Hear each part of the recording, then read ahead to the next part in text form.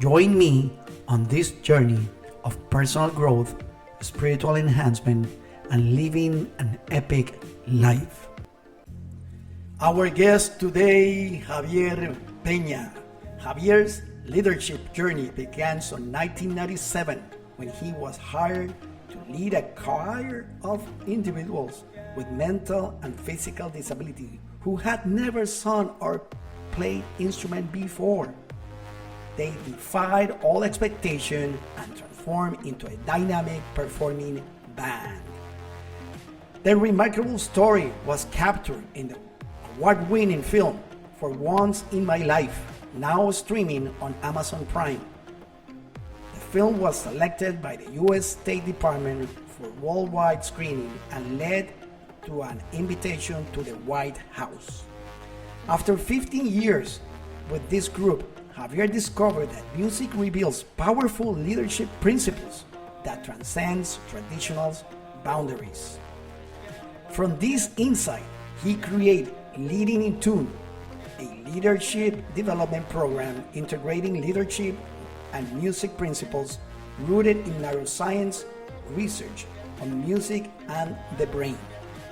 His program has influenced national nonprofit and Fortune 500 companies, helping leaders integrate music principles to lead their teams like an orchestra and create a culture based on harmony.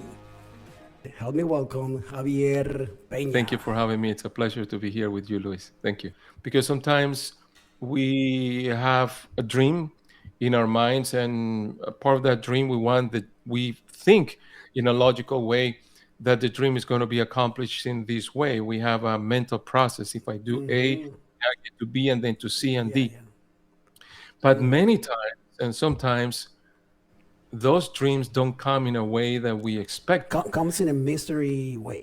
in a total different way. And I think each one of us need to be open to how it's going to happen, and maybe you haven't been able to accomplish, and it's still in your heart somehow.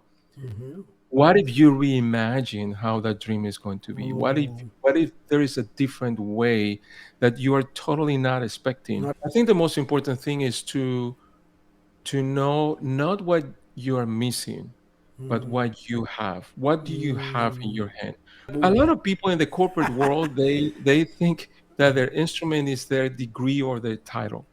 yes, Your that's instrument very is not very your no, degree, that's not is not your title. Your instrument is the vehicle that allows you to express what's inside of you. yourself. For instance, if you like poetry, it's not until the time that you take a pen and start writing or publish something that people are able to see and in a tangible way get what's Your inside of your talent. head, what's inside of your heart, that you are using your instrument. So that instrument is the bridge that allows you to, again, channel what you have inside of you. Wow.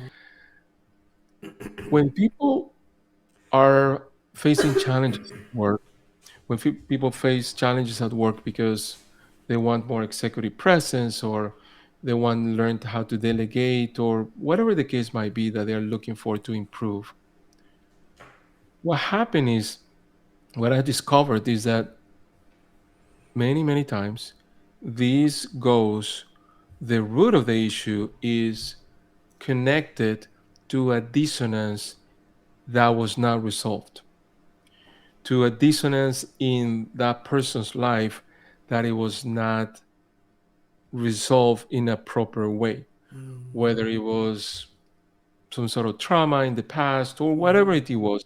Could be as recent as an argument with a person, or maybe a rude encounter or difficult conversation with a boss, or even years ago from something that happened years ago in their lives. Right. We're not trained to what do we do with the dissonance. We are not trained to do that. We don't have, it's not something that you are born naturally. It's something that, it's a skill that needs to be developed. How do you, again, reduce the time that you spent in the dissonance and decrease the intensity.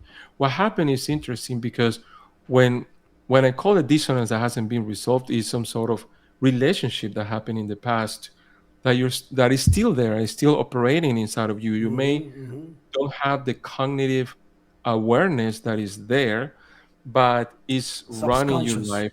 It's maybe subconsciously, you know, it, running. and I see it over and over and over again. When Wow. people, when because when fear manifests, it's something that is coming from the past. It's something that is coming, and people don't have the skills to do that. So that's actually one of the programs that we started to work with Wow.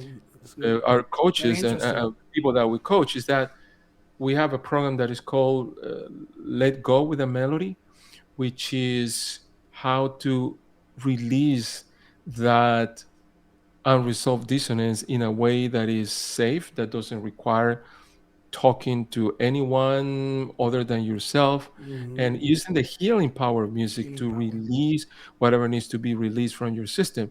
Because guess what? The whatever dissonance that we don't resolve emotionally, Yes. what do you think is going, Luis? What do you think is going if it's not released?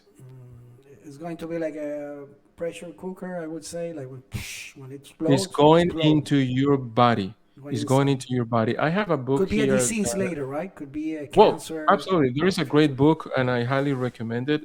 It's to me, it's like a reference book. Is this New York Times bestseller by Dr. Bessel van der Kolk?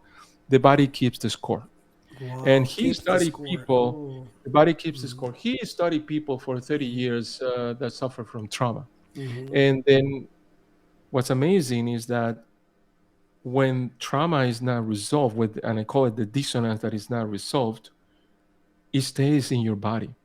It stays in your body and becomes in many cases becomes illness, Illness. illnesses becomes all kinds of situations that you carry because it's inside of you. Emotions are connected to our body and our emotions, our spirits are very much connected to each other, and we may try to pressure down, put it aside, not pay attention to it, but it's there. And sooner or later, we have to deal with that.